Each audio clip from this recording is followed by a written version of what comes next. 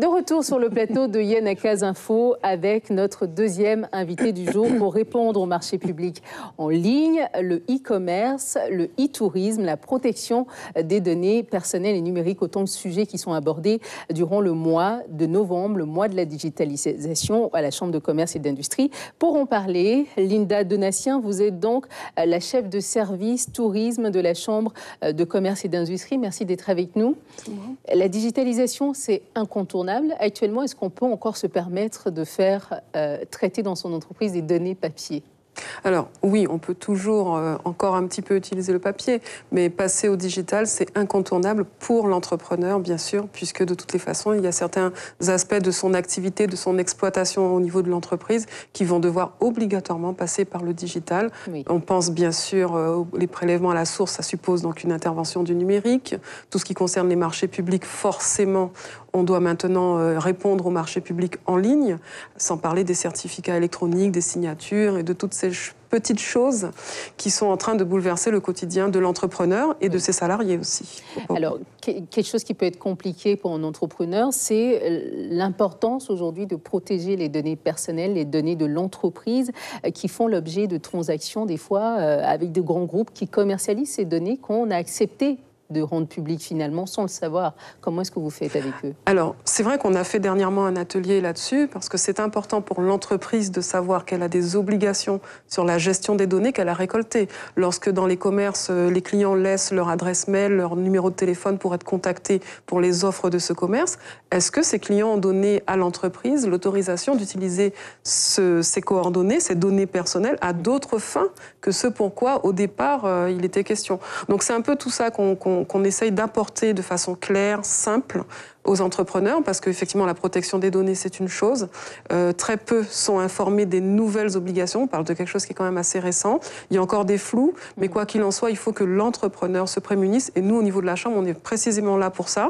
L'entrepreneur, il est la tête dans le guidon, il n'a pas forcément le temps de lire ces fameuses lois assez lourdes et compliquées. Et nous, on est là un petit peu pour leur faciliter les choses, pour leur expliquer un petit peu quelles sont les premières mesures, les bases, le cadre, les contraintes qu'il faut connaître, qu'il faut mettre en œuvre, les mesures à mettre en œuvre. On est là un petit peu pour ça. Derrière, à chacun, bien sûr, entrepreneurs et salariés, de se former, d'aller beaucoup plus loin. Mais nous, on essaye d'apporter une première information, de leur donner quelques éléments. Que ça existe. Voilà, que ça existe. Voilà, et que c'est incontournable, vous l'avez dit. Et que c'est incontournable. C'est très important, cette question de côté inéluctable de la chose, il va falloir s'y mettre. Guy Deslauriers, vous êtes dans la production intellectuelle. Vous, la protection de vos données, ça doit être quelque chose de très important pour vous, finalement. Vous faites du documentaire, on en parlera tout à l'heure. Oui, c'est important. La question de la numérisation, nous y sommes confrontés parce qu'on se rend bien compte, effectivement, aujourd'hui, dans les démarches avec l'administration, lorsqu'on est en production, que 80% des échanges avec l'administration concernant les salariés qui travaillent sur les films, en fait, se font maintenant de manière dématérialisée avec les organismes sociaux, les services des finances, etc., etc.